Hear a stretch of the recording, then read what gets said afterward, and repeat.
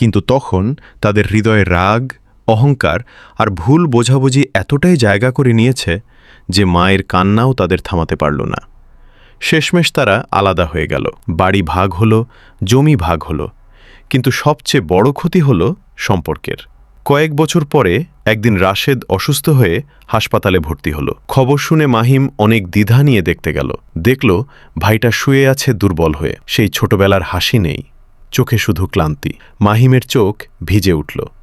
সে ধীরে ধীরে ভাইয়ের হাতটা ধরল।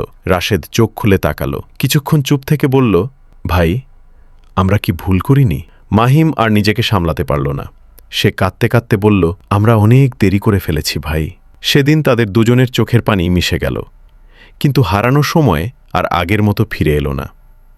শিক্ষণীয় কথা, সম্পর্ক ভাঙে হঠাৎ করে না। ছোট ছোট ভুল বোঝাবুঝি, অহংকার আর তৃতীয় পক্ষের প্রভাব ধীরে ধীরে তা ধ্বংস করে।